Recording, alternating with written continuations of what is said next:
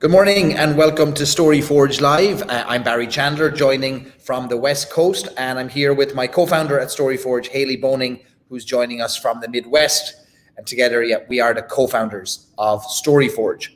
So we've spent the last 6 years helping businesses, helping hundreds of founders really and CEOs of businesses of all sizes get on the same page so that everybody, everyone, and everything is aligned with where they're going, why they're going there, and how uniquely they're going to stand out from the crowd.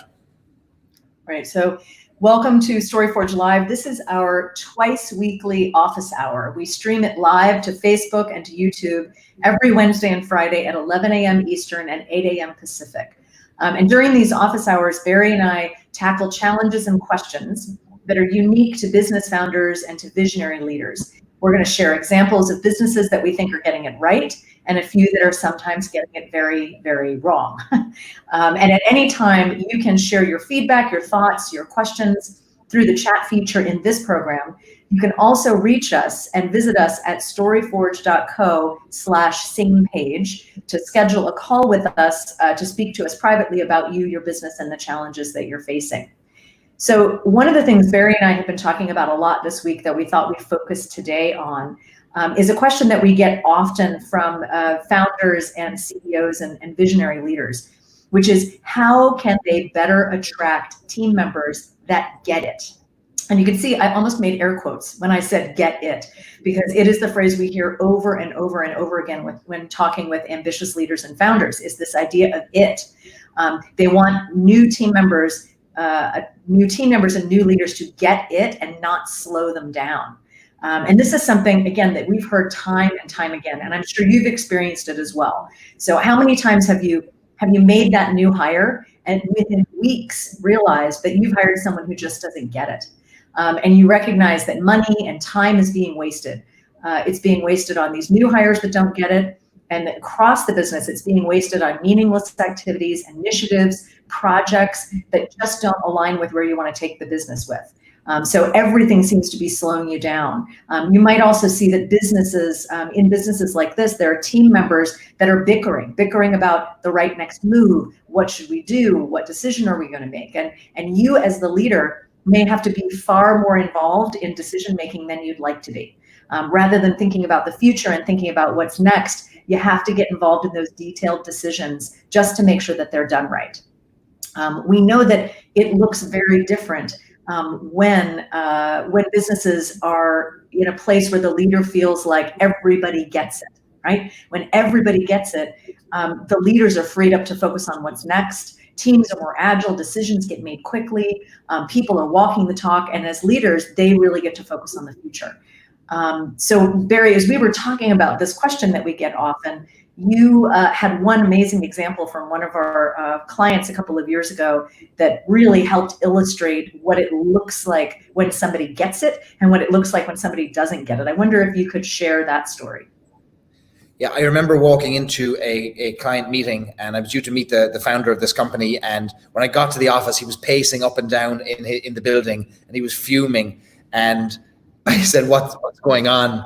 And he shared how he had just come from the customer service area, where this was a company where customers would come and have repairs made to vehicles. And his customer service person had just replied to a customer who had driven 2 hours to pick up their vehicle and to pick up with their wife to pick up their vehicle. And turns out that this vehicle wasn't ready. And the customer was a little bit irate that they'd driven so far, had been told that the vehicle would be ready in time. And basically the customer service person said, don't know what you want me to do about it, can't do anything about it, and just walked away. And this got back to the owner, the founder, very quickly. And he was raging. He was absolutely raging. He said, I would never treat a customer that way. That's not how we do it. That person drove hours to come pick up their vehicle. We told them it would be ready. And his immortal line was, how come this guy didn't get it? That's not how we do things here. How come he didn't get it?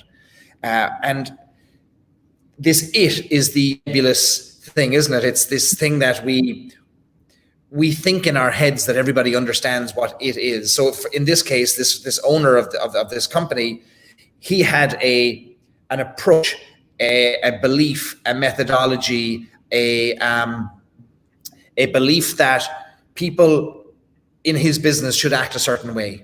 There were values, there was an approach to customer service that he felt that he knew it inside out. It's how he would behave. And he couldn't understand how this team member who'd been with him for a few years didn't behave the same way.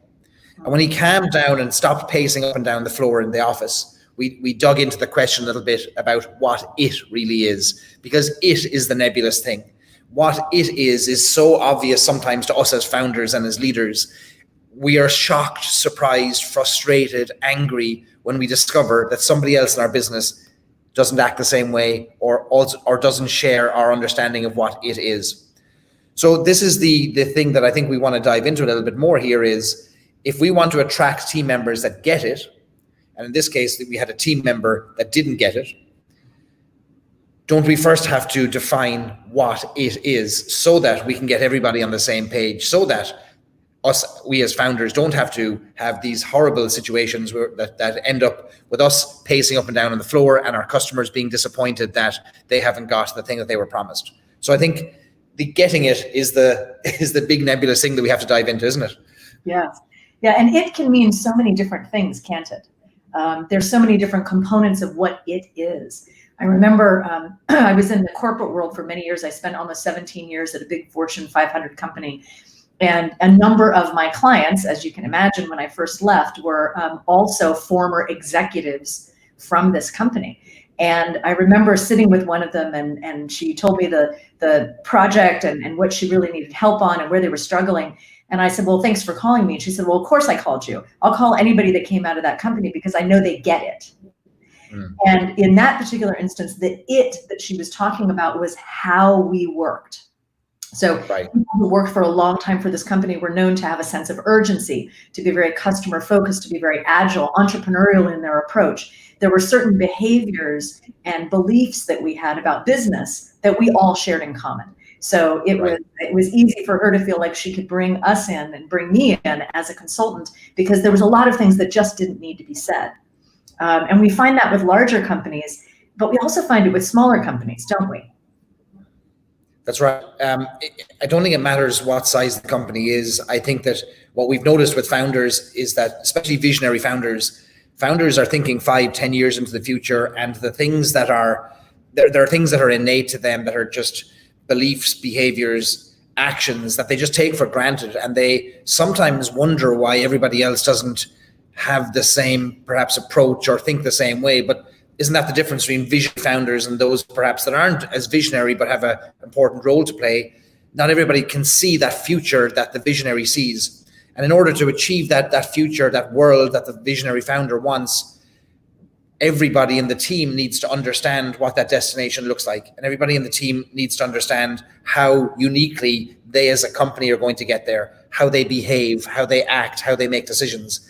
And if everybody in the team doesn't understand that, it should be no surprise to businesses of any size, to founders of companies of any size, that team members can go off the reservation, and team members can make decisions using information or insights that they've brought to the table from other businesses or from their past lives or from anything else that they've done in their life other than the insights or the information pertinent to that particular business.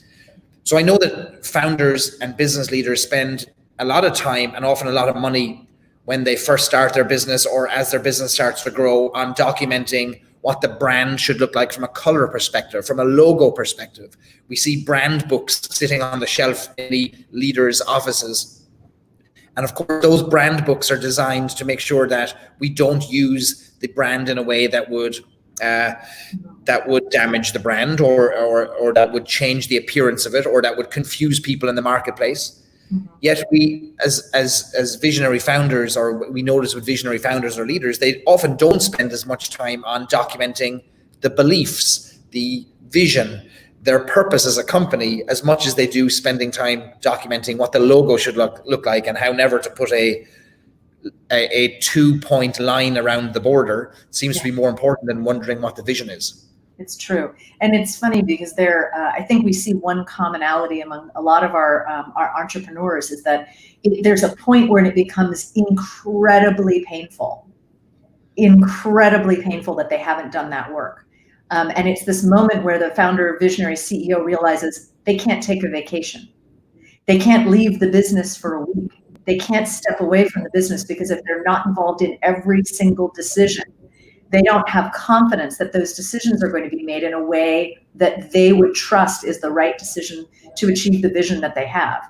And it's usually that point where they've hired so many people, they realize they're not working with those people every single day. They're not the 3 or 4 people they founded the company with who know them inside and out, who can anticipate what they need and anticipate what they want and what they're going to say next. And it can often feel as if you've hired people who are actively undermining you 8 hours out of every day. Right. They've figured out where you want to go, and they're going to make decisions to go in exactly the opposite direction. But one of the things we know about human nature is people don't go to work to try to actively undermine your vision as an entrepreneur, do they? No, I think that everyone is, we'll say for the most part, acting with the best of intentions, and they are making decisions in the different areas of the business in their role with the best of intentions, with the information that they have.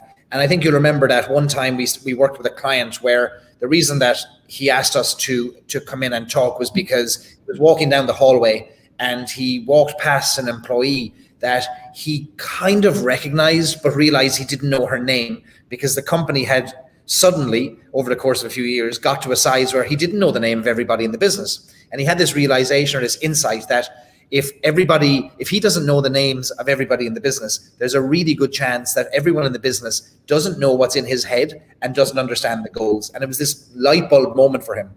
And he realized that, okay, if we're now at that size, that we're no longer 5 people sitting around one fold out table in a basement planning the company, we're now 500 people. It may be time to ensure that we have the same page documented and articulated that everybody can get on. And that was a great light bulb moment for him. We've seen other businesses haven't had the luxury of just having a light bulb moment while walking down the hallway. It's because they've reached a point in their business where they can't grow, or turnover has increased, or they're not any longer competitive in the marketplace. And then they're realizing, okay, now we need to do something about it. Yeah. There's also something I've noticed and observed. I think you have 2 very visionary leaders who believe that creativity and innovation in line with that vision must necessarily come from the leadership team. And one of the wonderful things I think we've observed with teams that are on the same page is, regardless of the size of that company, whether they're 5 people, 100 people, or 500 people, when the team is empowered with that one page, when they understand those foundational components that make up the filter for thinking for that business, really amazing creativity and innovation can come from all levels of the organization. I worked with a retail company many years ago, and that did a really good job of explaining to all levels of the business what their goals were in terms of getting product to customers as quickly as possible, and making sure that that product was in the stores before the customers wanted it. And there was a woman in the distribution center who had been to many of these quarterly meetings and had heard these messages, and went to her supervisor and said, "I think I have a way for us to get things to customers faster." Now, you might have thought, someone packing boxes in a distribution center, how could they possibly have an idea about how to get things to customers faster? But she realized that the jeans that were coming in, the denim was coming in boxes from the supplier, and that those boxes had multiple sizes within them. So the folks on the distribution center floor had to unpack the boxes, take the wrapping off of each pair of jeans, see what the size was, and then sort it into another box. So she said, is it possible that we could ask the people who are packing the boxes overseas to turn down the pants top so that we can see what the size is through the plastic, and it will make it easier for us to sort. And so that was an amazing idea that actually in the end saved millions and millions and millions of dollars a year and improved customer service. And it was all because that employee on the front lines, unpacking boxes in the warehouse, had a great understanding of what that business was trying to achieve and for whom.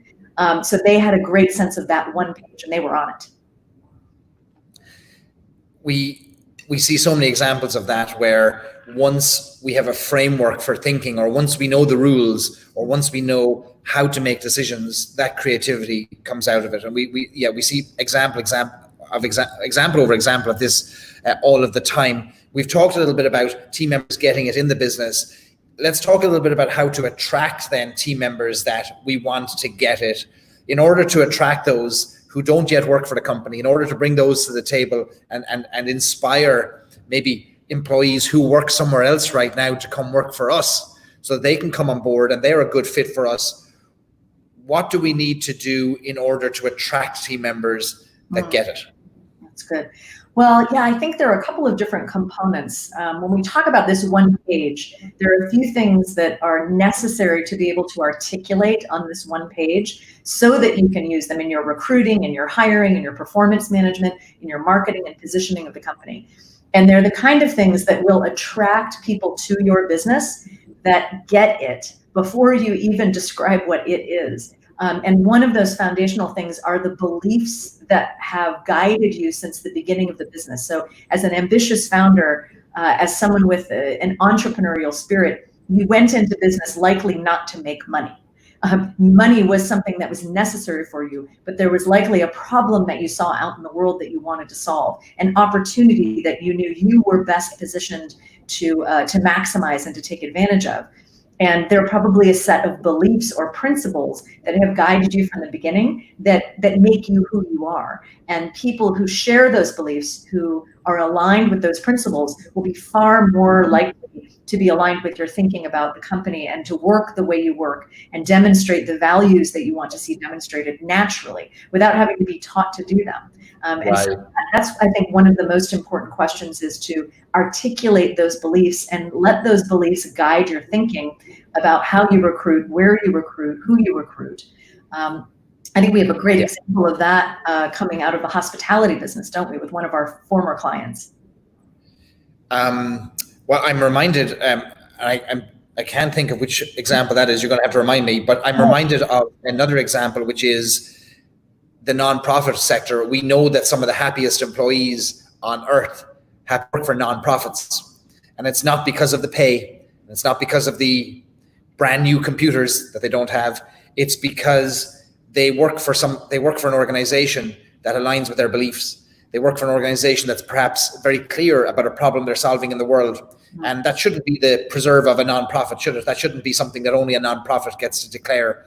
Every business is solving something or is doing something positive for the stakeholders that it serves. And we know that nonprofit employees are attracted to those organizations because of something bigger than just pay.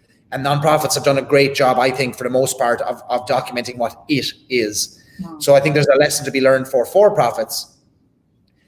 We need to learn on the mission side, on the vision side, how to replicate the successes that nonprofits have had in sharing or articulating what the problem is that they're addressing in the world, and waving a flag to say, come work with us, come help us, come, we're leading this charge, we want you to come with us. And people do. And people leave high-paying jobs to work for low-paying, to work for jobs in nonprofits that pay them much less. Yes. Yeah, and that's an innate human need. I was reading a little bit from a new book published by the Surgeon General who served under the Obama administration, who was talking about this core human need that we have to work with a group of people that share our beliefs toward a common purpose. And it is in Maslow's hierarchy of needs. This need to belong to an organization and belong to a group of people that share beliefs with you and that are working towards some common purpose. And you're right, Barry, we often think that's just the purview of nonprofits. And I remember myself as a young person in the corporate world saying, as an early career person, well, someday I will be able to work with a nonprofit so I can work for a purpose-driven organization. And the good news is today, we understand that for-profit businesses are also and can also be purpose-driven and really tap into that human need that we have to belong to something bigger than ourselves. Yeah, and that actually brings me to the example that I was sharing earlier, which is actually a real estate company that we worked with that realized that they were in the business of belonging. And therefore, they needed to hire people who had a natural inclination to want people to belong and to help people belong. So they started hiring people not out of the real estate industry, but out of the hospitality business, because they knew it was from that industry and from that business that you would find people who were just naturally folks who wanted to make people feel welcome and to help people belong. And that insight to hire people from a different industry only came from a articulation, writing down, determining truly what that business was about, beyond the selling of real estate, beyond just the hardwood floors and the granite countertops. They had a bigger insight.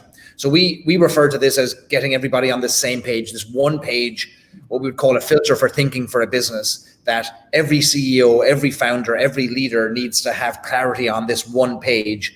Because when we talk about getting it is different to everybody.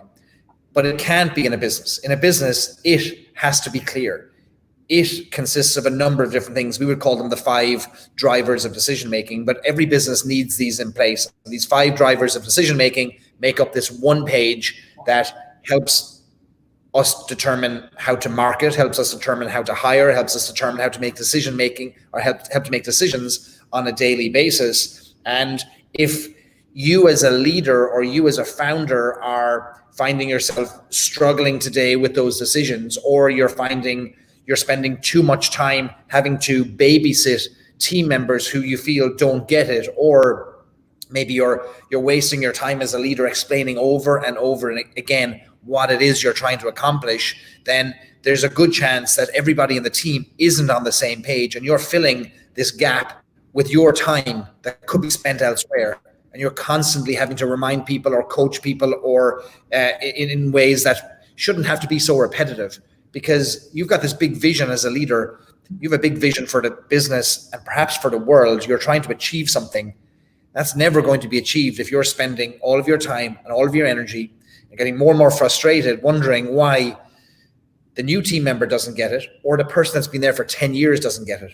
Well, I think it's incumbent upon you as a leader to start by getting everybody on the same page, which is really what we want to make sure we impress upon everybody today, is that to attract team members who get it, to engage team members and have team members that get it today, we have to start by first making sure we have this one page, this same page that everybody can get on and that everybody can follow, don't we?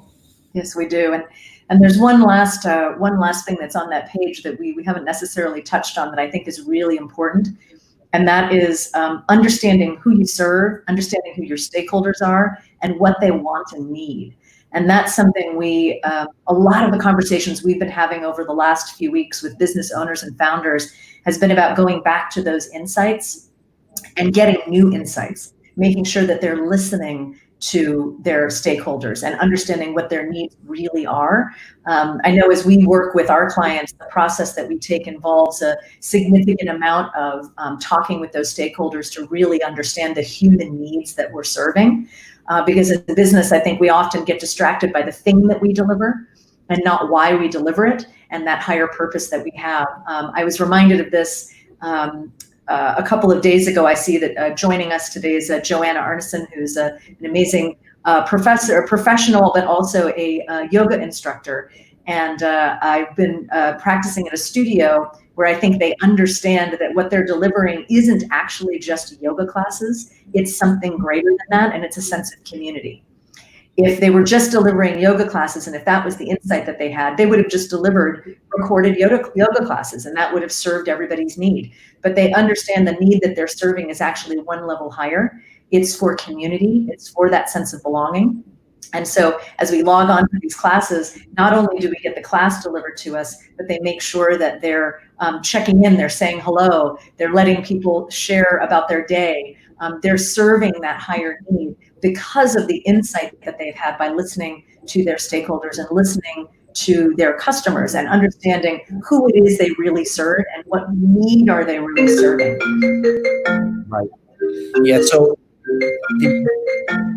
the getting of it is the most important lesson I think we can all take away from today, is that if we're struggling to attract team members that get it, if we have team members currently working for us that don't get it, if we want to spend less time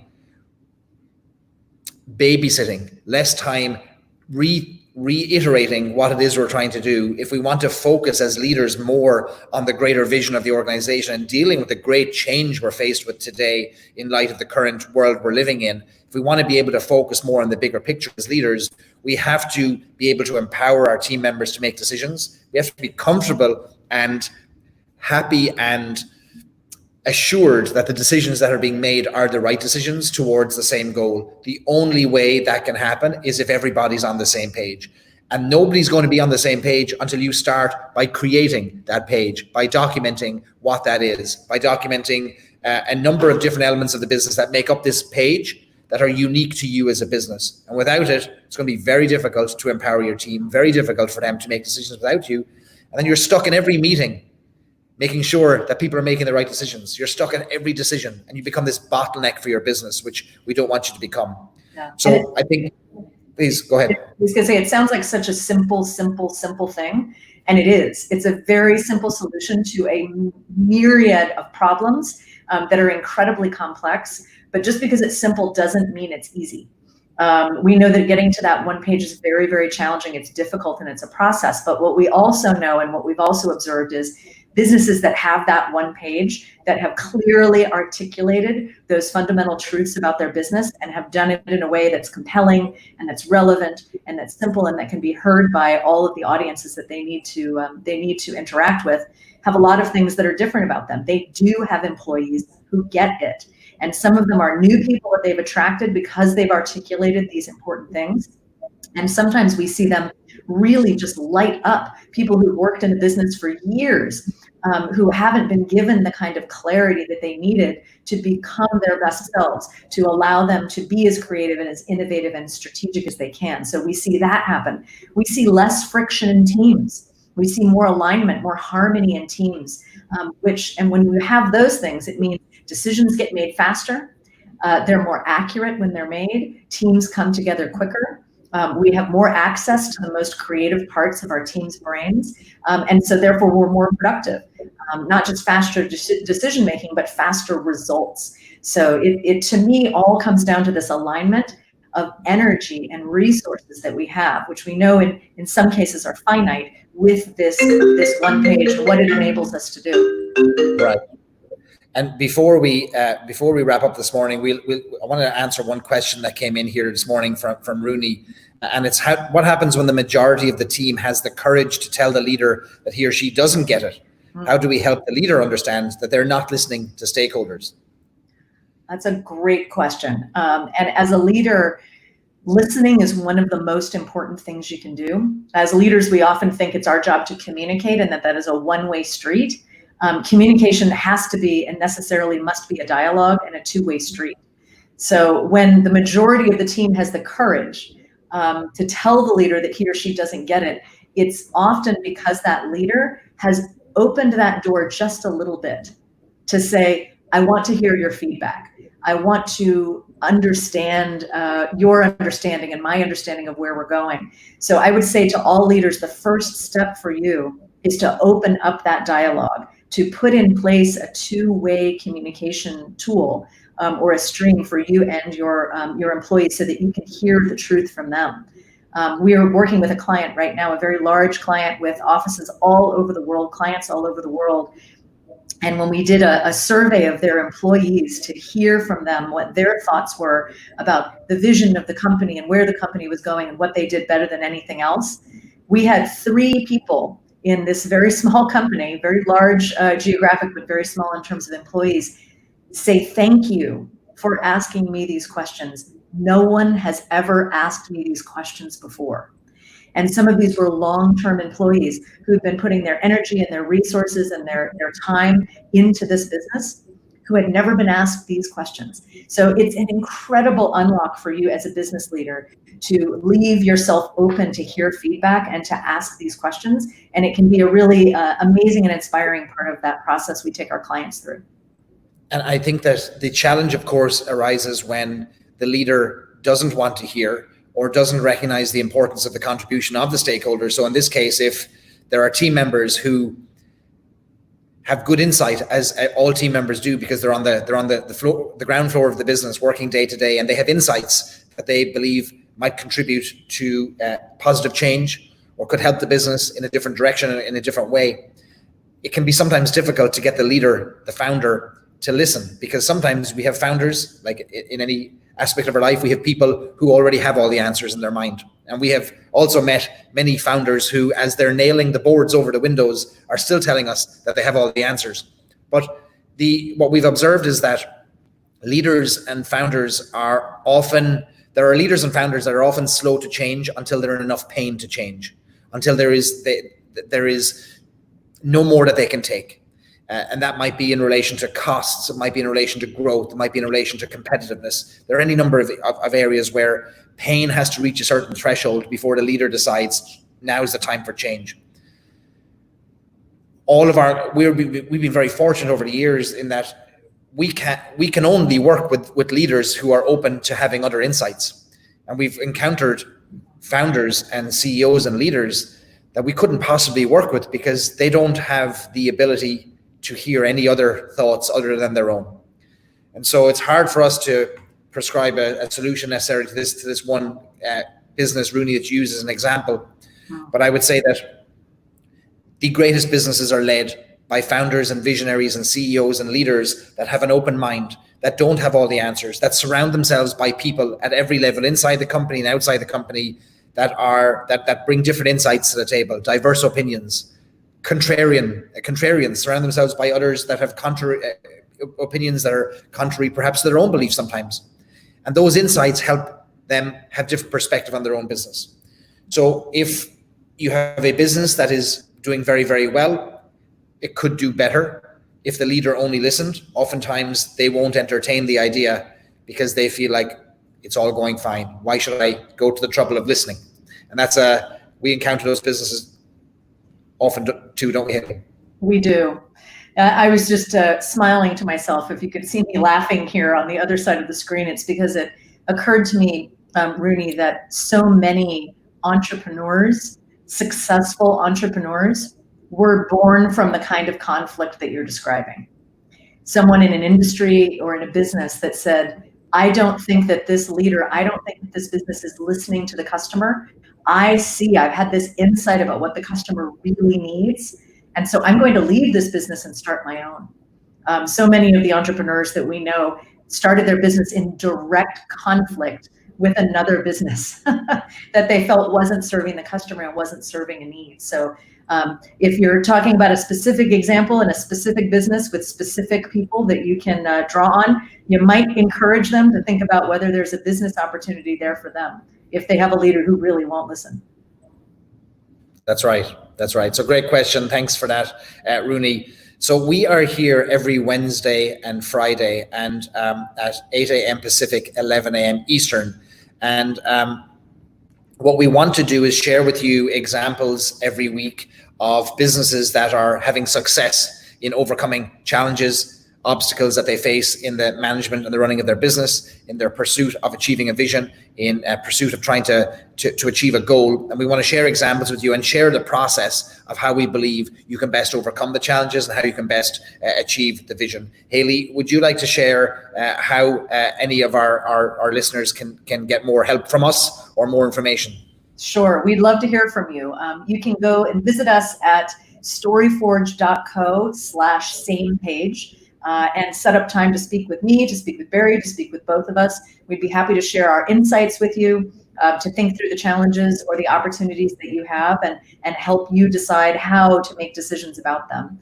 So visit us on our website and we would love to take time with you.